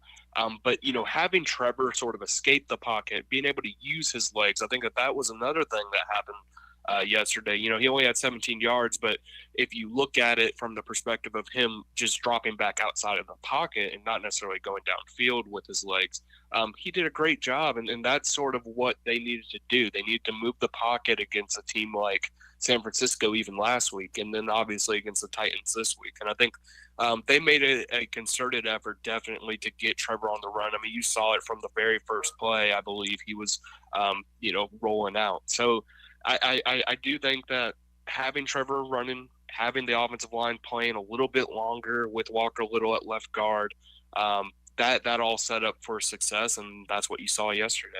Couple of more for Demetrius Harvey of the Florida Times-Union. Demetrius, I thought it was vital from a morale standpoint for the fan base to have a game like that. 6-3 was awesome, but 5 of those wins came outside of Duval County. They had really struggled at Everbank Stadium. And even if they won yesterday, 21-20, there probably would have been questions. But to dominate the bitter rival Titans like that, I think was outstanding for a fan base that was clamoring for that. Absolutely. I think that's what Jaguar fans needed to see. I can absolutely see why it would be sort of demoralizing. You watch the team as they do their, crazy journey across the pond, and they're winning, and then, they come back and they win against the Colts, and it's all fun, and then they go on by, and then you're coming back and you're playing a crazy good team, and you know that this is like a pivotal matchup where, everybody's going to be watching. Pretty much the entire nation was watching that San Francisco game. And then they lay an egg, and that will just take all the wind out of your sails and make it so that you see everything negatively. This team is fake, this is that. All that kind of stuff kind of goes into your head. I get it as from a fan's perspective, it makes sense. And so, yeah, having that game against one of, or actually the most hated team by the Jaguar fan base, easily by far, to be able to dominate that team in that fashion, I think it just boosts it all the way back up. I mean, we've seen it on Twitter or on social media or on all the platforms. You can walk around and hear people saying Duval.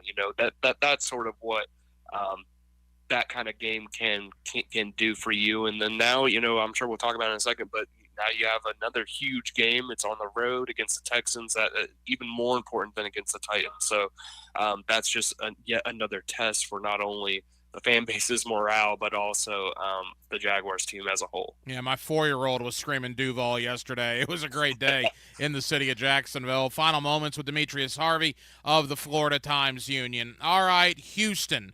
Week 3 was an utter embarrassment, including that kickoff return that we'll never forget from a 255-pound fullback. Look, I think the Jaguars know the situation. They know how important this is. And I'll tell you, Demetrius, and you know this, man, you cover the team every day, this team plays better when their backs are against the wall. This team plays better when they have a chip on their shoulder. Dare I say this team plays better on the road, and all week long. You're going to hear how great C.J. Stroud is. Now he's a better player than Trevor Lawrence. Now D'Amico Ryans is in the running for Coach of the Year, and how Houston is going to win the AFC South. And Jacksonville is going to be the afterthought in this game, which I think Doug Peterson absolutely loves. Oh, yeah, he absolutely loves it, and so does the team. I think that they've said it. They play better when they're being doubted. They play better when they're the underdogs. And I don't know what the line is. I haven't looked at it, but I'm sure it's close. I think it started as a pick 'em last night.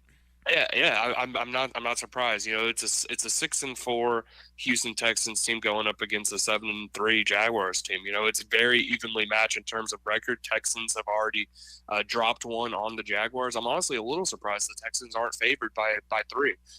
So yeah, it's a situation where the Jaguars are not going to be fully expected to win. Their backs are against the wall. This is a big test. This is something for the division. In my opinion, I think that this is the game that's going to pretty much decide it. So yeah, it's huge, and I think that they definitely get up for these kind of games. The games that are incredibly important for their season.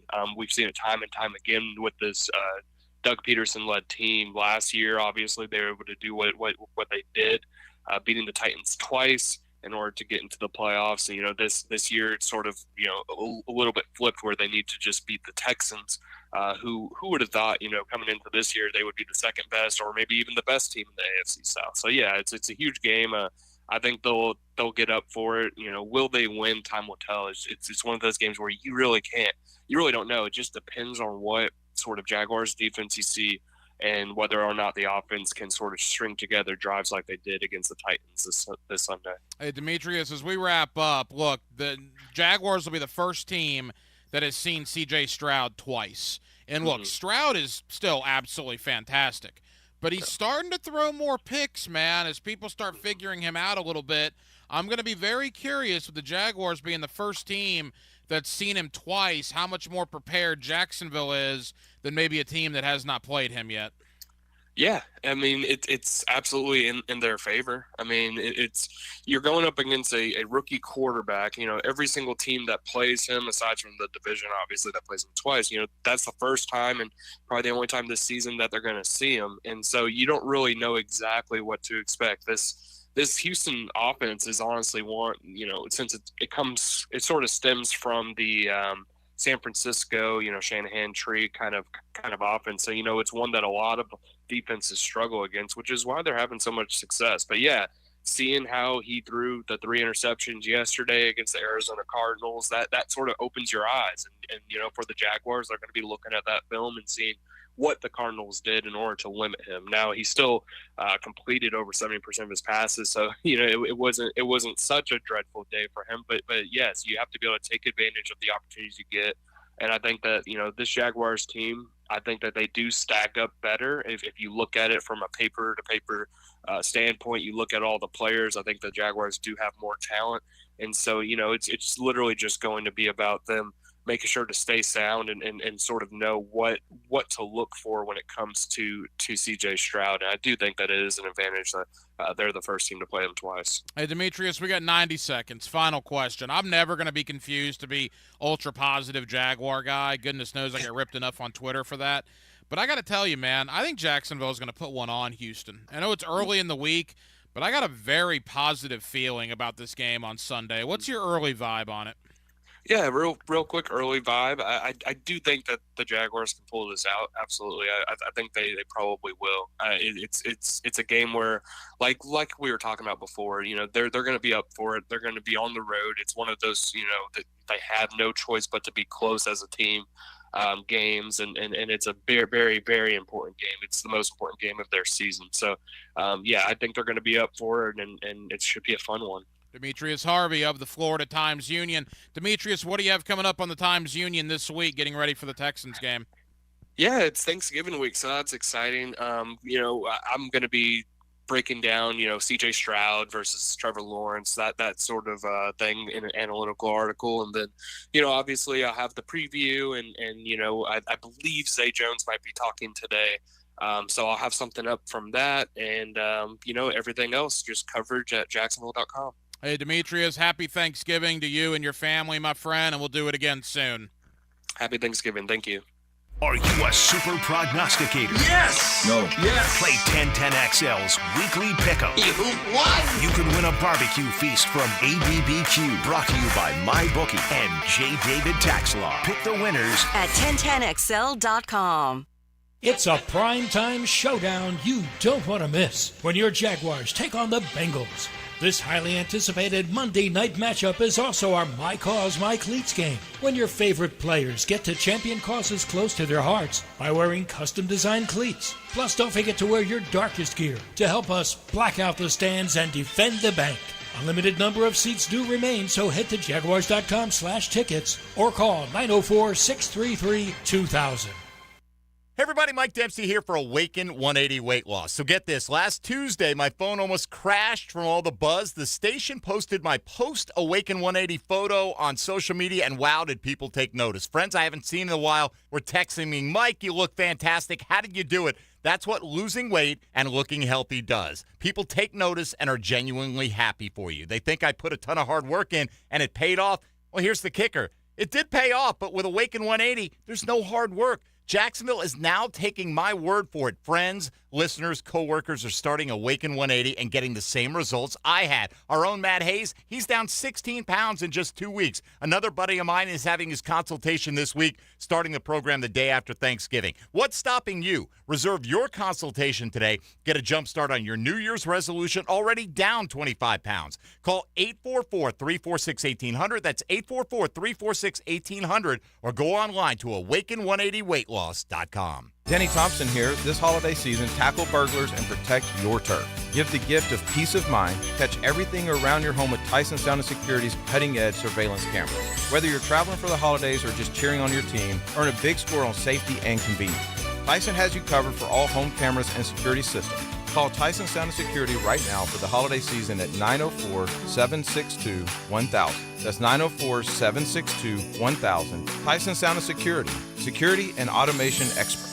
At Cannons of Jacksonville, they know that when you're towing anything, you gotta have products you can rely on. With over 50 years of fabrication expertise, the family at Cannons can repair or install precisely what you need to tow with confidence. Whether it's a heavy-duty hitch, trailer frame, gooseneck, tow bar, or any other towing accessory, Cannons will provide you with unmatched precision and durability. For all your towing needs, visit cannonsofjacks.com, where quality and customer satisfaction collide. I'm Hacker. Get more Gators on the Gator Bites podcast presented by Southeast Orthopedic Specialists with new episodes every Wednesday. Subscribe and listen by searching for 1010XL Florida Gator Podcast on Apple Podcasts, Google Podcasts, Spotify, Stitcher, or TuneIn.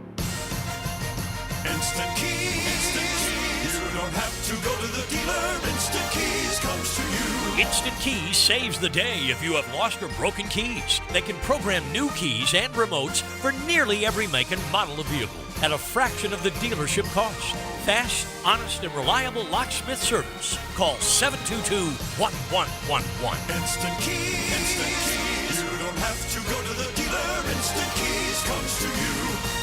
This is Walker Little of your Jacksonville Jaguars for Kingfish Pest Control. I've been a Kingfish customer for a while now and can confirm that their service is incredible. Not only do they protect my family from pests, Kingfish's office staff is the friendliest around. They even email me a photo of the tech before arriving at my home. Kingfish Pest Control is a proud partner of the Jacksonville Jaguars. Be sure to enter their Swat That Kick sweepstakes for free pest control for 3 years. Go to kingfishpest.com and tell them Walker Little sent you. Are you about ready to deck the halls for the holidays, but your home is cluttered with unwanted junk? Don't let the mess dampen your holiday spirit. Call J-Dog Junk Removal. And it's not just about cleaning up your space, it's about making a positive impact. You deserve a clutter-free home to celebrate in style. They're on a mission to make your holidays brighter and your home junk-free. Call now at 844-GET-JDOG or enter your zip code at jdog.com. J-Dog Junk Removal. Veteran-owned, veteran-operated. Life is about choices and the decisions you make. I'm David Robbins with Epstein & Robbins. If you're convicted of a DUI, you'll have to face severe consequences. Walking through the doors of the courthouse or appearing at a bond hearing can be extremely intimidating. Without the right lawyer, you're likely to make the wrong decision. Let our team help you make the right decisions in court. Epstein & Robbins, the right choice. Epstein & Robbins, fighting for your rights since 1975. The YMCA provides after-school care programs for kindergartners through middle school at over 40 sites across the First Coast. Our programs focus on safety, health, social and emotional growth, and academic enhancement. At the Y, your child can build self-reliance, get help with schoolwork, explore new talents, and develop healthy relationships with others, all in a safe, nurturing environment. Plus, financial assistance is available. Learn more at fcymca.org. Post-game Monday on 1010XL is brought to you by Dandy Foods, makers of quality fresh sandwiches and home of the good stuff. 1010XL is presented by Farah & Farah, exclusive injury law firm of the Jacksonville Jaguars. Protecting you and your family. Call 396-5555. Jacksonville. Let's ring up another guest on the All-Pro Roofing phone line. Back here on 1010XL at 92.5 FM in the city of Jacksonville. We are glad you are with us. Thanksgiving week has arrived.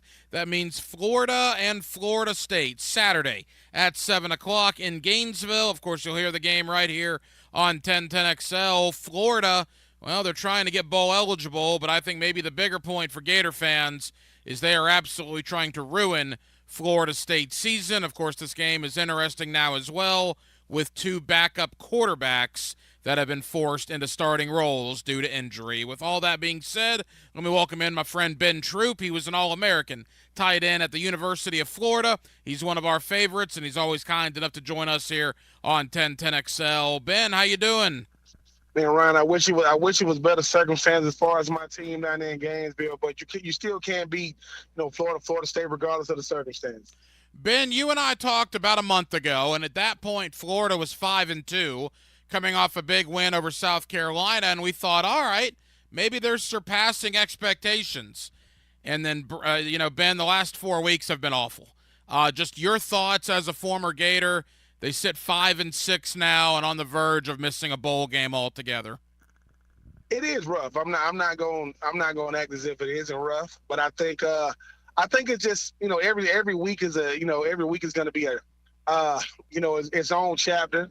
As far as like this season goes, but we talked about it. I mean, South Carolina was a game that was battle tested on the road. We were talking about Billy Napier got to get a signature road win coming off an ugly loss against Kentucky, getting a big win at home against Tennessee.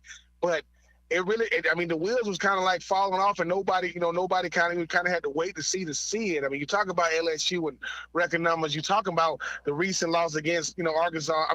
The recent loss up there. In Mizzou, a team you could have beat. You're going to bring out the black jerseys against Arkansas, and that didn't go your way. A team that's still going to keep Sam Pittman while only having 4 wins on their resume. And then you talk about the Georgia loss that everybody kind of knew it was how you look in Jacksonville, not the overall outcome. But it is some good things to go off of. I know we're going to get to Graham Mertz, but still a very, very young team. I still think we're starting the most freshmen in college football. But, hey, nobody's going to feel sorry for Florida. 5-6 right now with them boys from Tallahassee coming to town.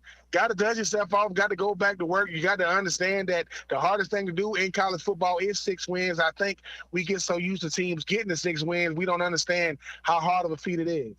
Ben, you obviously are very familiar with Gator Nation. Not only did you play at Florida, but I see you on social media. You're still very interactive with a lot of Gator fans. They're upset. They're restless. And look, it's only year 2 for Billy Napier. He is 11-13 as the head coach. What is your message to Gator fans that want something done quickly?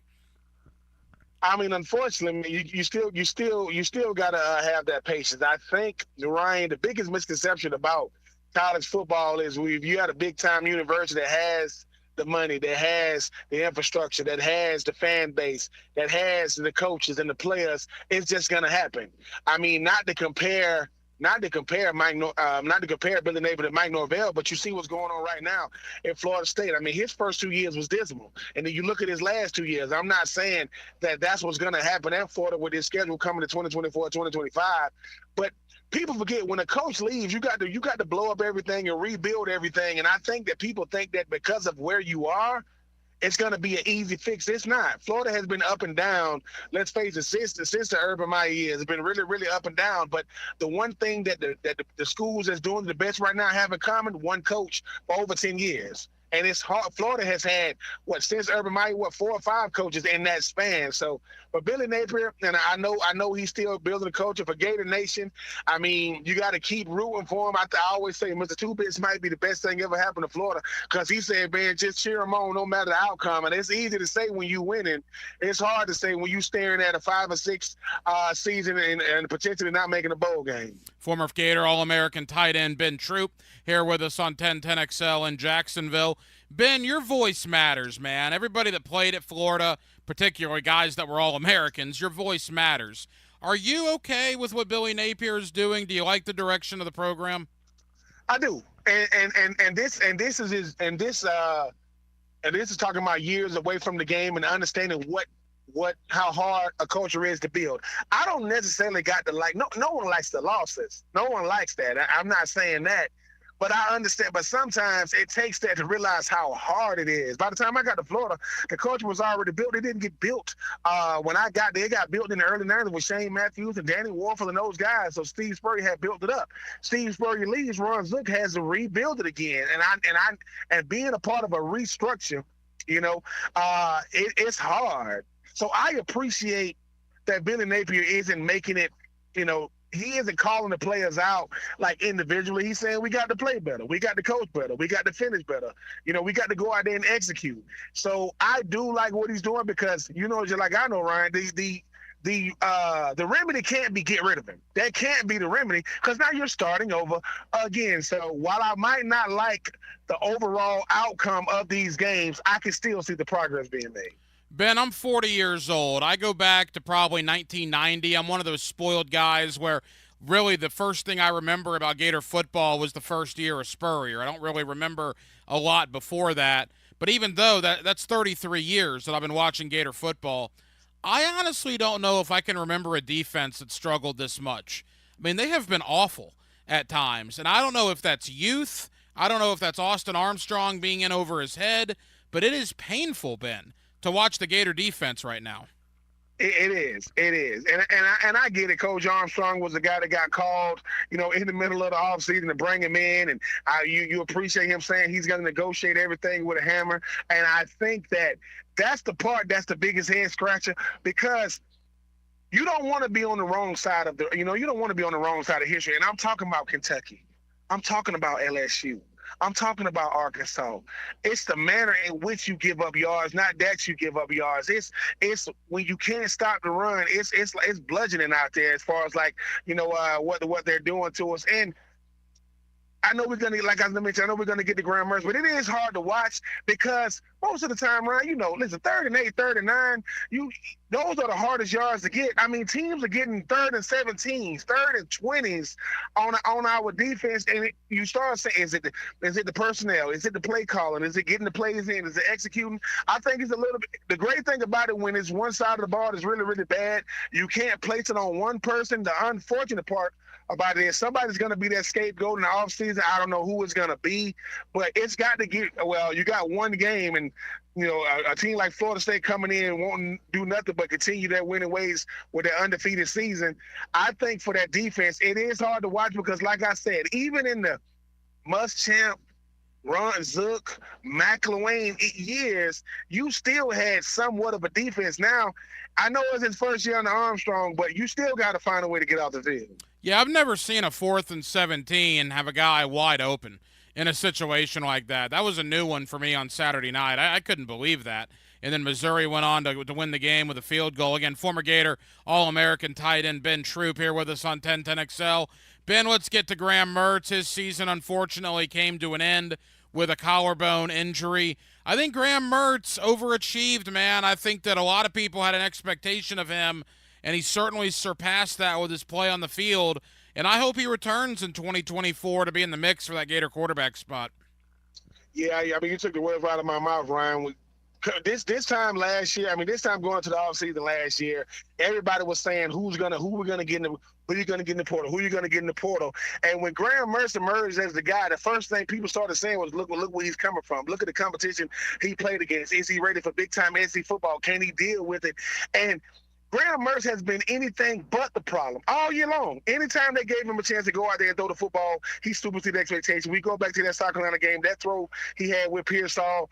He has been the guy, and unfortunately, I mean, his season came to an end, but it goes to the type of person and player he is by giving it up for his teammates. I mean, if you are Graham Mertz in the social media, age to where it's so much accessibility to these players, he lived up to it. I mean, when you at the University of Florida starting quarterback, you can't hide. Right, wrong, and different.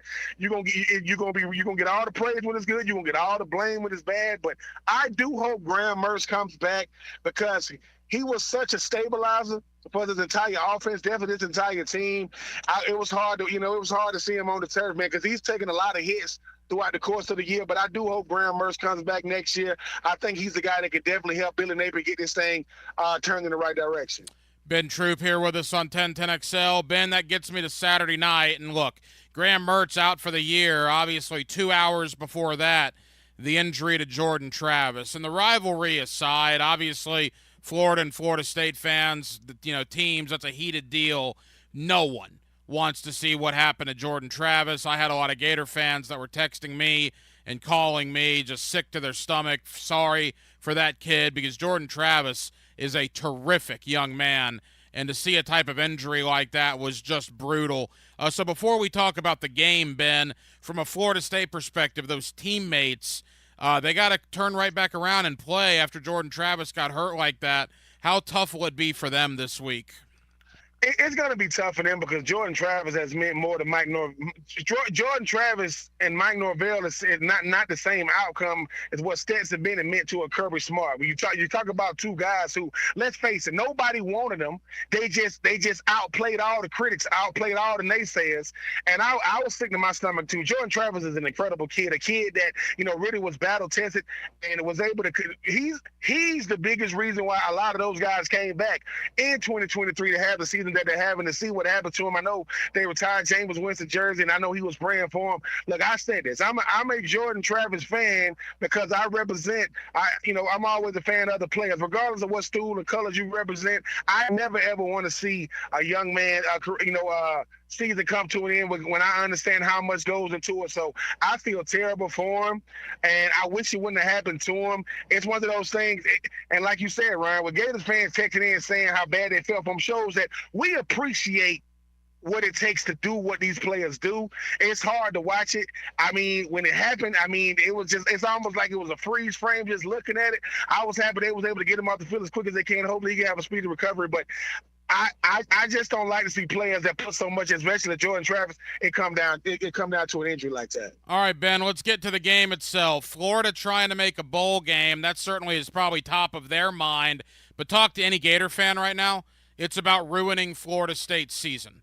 And that is what they're going to try to do on Saturday night. It appears any loss Florida State would receive would knock them out of the college football playoff. Look, Florida State's clearly the better team, even without Jordan Travis. I'm not breaking any news there, but I think that's going to be a fired-up Gainesville crowd knowing they have the chance to ruin the Seminoles season on Saturday night. Absolutely. I mean, when you talk about a fan base that's gone through it this last couple of years, definitely this year, it's sold out last week. I mean, and obviously the stakes couldn't be higher now with both starting quarterbacks going out. I want to see how Florida's going to finish, because the thing about a Florida State team, I mean, you talk about superseding expectations. I saw them being good this year. They got a shot to be great this year. We talk about being undefeated right now, and they've been battle tested. Every game has not been just a total dominance. But if you are Florida, this is your measuring stick. I always said it. When it comes to Jacksonville, it's how you look in Jacksonville. When it comes to them boys in Tallahassee, it's how you play against them, because the world will be watching because of what's on the line. And I just think for Florida, you got to go out there and play all-out motivated football. I know it's going to be senior day. I know it's going to be the antics. I mean, the last time I played Florida State, my senior year in the Swamp at night, didn't go our way. It was a back-and-forth affair. But if you are Florida, you can let it all hang out. Because if you can go out there and do the unthinkable and beat Florida State, it bigger than making a bowl game and running that season, it proves the type of mindset you have. I know that Ricky Pearsall got a shot to go over 1,000 yards, was something a wide receiver in Florida hasn't done in a long time. But Go out there and play for Graham Mertz. I know that Florida State is going to be going out there playing for Jordan Travis. I hope it's a good game. I don't want it to be, it's either going to be a hard-fought game for Florida side, or it can get really, really ugly. Because like you mentioned, Ryan, I mean, Florida State is coming in the better team. I mean, that's not, somewhere Captain Obvious is, saying surprise, surprise. But I do know that 5 and 6 isn't always indicative of the type of team Florida is, top to bottom.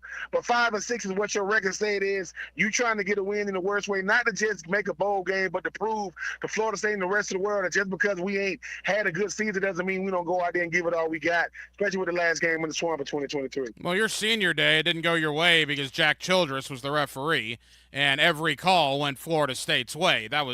It's rivalry week, Ben. I'm going to go ahead and say it, stir the pot a little bit. I'm still mad about that 20 years later. It's the 20-year anniversary of the swindle in the Swamp. Finally, Max Brown. Your thoughts on Max getting the start. What do you expect from him on Saturday night? I hope they protect him. I really, really do, because the whole thing about it is, Ryan, people always say, hey, man, when did you start? It's all about when you started and what were the implications. Go out there and protect that young man. Give him a shot. Don't let him throw the football, because you're going to have to throw the football, but don't try to let the run game be. Don't let it be so rudimentary, because you got a Florida State defense led by Kalen DeLoach, that them boys will get after you. So I do know that you got to go out there, let Brown go out there and be who he is, and try to go out there and protect him from this standpoint. Don't put him in a position where he's going to lose the game, but give him some winning throws and see what happens. Because like I said, Florida State, when your starting quarterback is out on both squads, it's going to be a difficult task, because they're going to make some, in a sense, rookie mistakes. But the Swamp is going to be sold out. You're going to have the crowd on your side. Try to use that, but don't let Brown be sitting like it was, in like a bowl game, to where you're trying to protect him. Let him go out there and throw that thing and see what happens. Ricky Pearsall and company going to do all they can. If the running game can look like it did against Mizzou, even though I do think Florida State is a much better team than Mizzou, I think you got a shot to be in the game come the fourth quarter. Former Gator, All-American tight end,